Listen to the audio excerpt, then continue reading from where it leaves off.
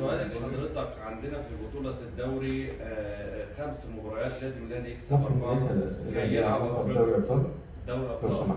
ما انا لسه بربطها بدوري الابطال، فهو ازاي هيقدر يوازن ما بين التحدي اللي في الدوري والنهائي دوري ابطال افريقيا؟ Der Meisterschaft noch 5 wichtige Spiele dann auch für das nächste Champions League zu qualifizieren. Wie werden Sie das dann hinkriegen mit einer Vorbereitung und auch die intensive Spiele in der Meisterschaft nächstes Jahr? Ja, so wie wir das jetzt eigentlich seit 1,5 Jahren machen, dass wir jetzt uns freuen, dass wir dieses Finale erreicht haben. Aber dann natürlich auch wieder abschalten. Morgen geht schon wieder weiter. Wir schauen das Spiel nochmals an.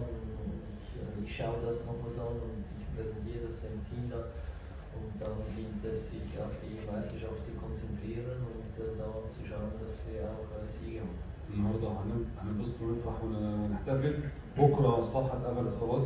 بنعمل بكره تحليل زي ما انا بعمل دايما، بعمل تحليل المباراه اللي قبلها. بكره هقعد مع الفرقه اوري لهم مع بعض، نشوف مع بعض السلبيات والايجابيات بتاعت المباراه، نتعلم منها نتحسن منها، وبعدين الصفحه اتقفلت بعد الاجتماع ده على طول. بكره نبدا التجهيز للدوري وما بقاش في اي تركيز عندنا غير الدوري الفتره الجايه ان شاء الله.